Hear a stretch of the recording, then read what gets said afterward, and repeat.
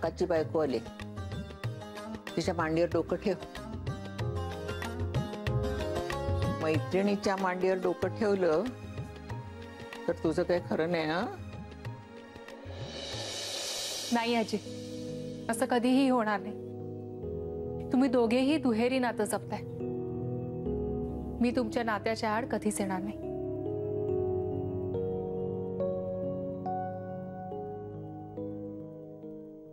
हे काय झालं एवढं गंभीर व्हायला? हा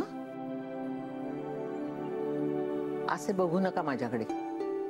मी जाते, बाहेर जाते, खरंच बाहेर जाते.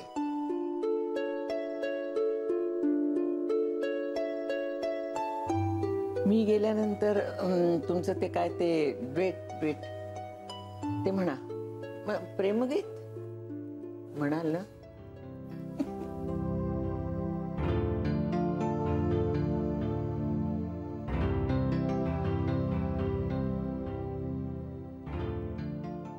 आजीनी म्हटलं तसं डान्स ट्राय करायला हरकत नाही, जस्ट फॉर फन. आजीला कुठे माहितीये आपलं नातंही जगा वेगळं आहे.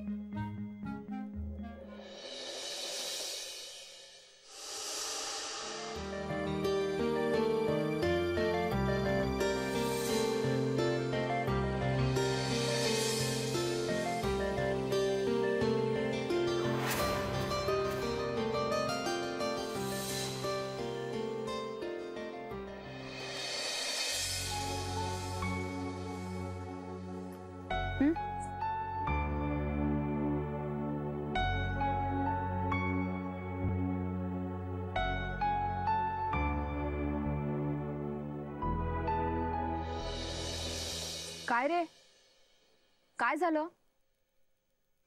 मगापासून बघते तुझी तंद्री लागलीये. आज एकदाही भांडला नाहीयेस माझ्याशी.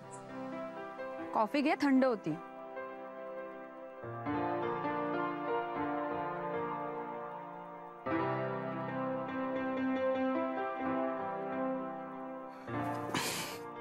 मनाली,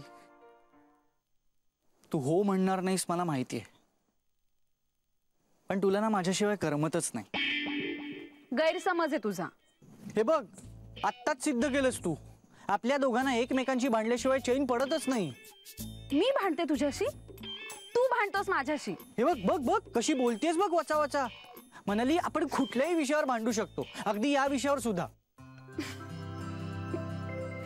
बरोबर आहे तुझं, पण मी जर ते मान्य केलं तर माझी हार असेल ना. मला माहितीये ते भांडण. अप्पांवरून आज मॅडम बरोबर पण वाद होणार होते माझे.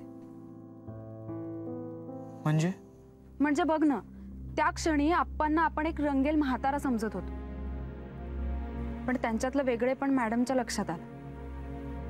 आणि अमितच्या घरी गेल्यावर सगळ्याच गोष्टी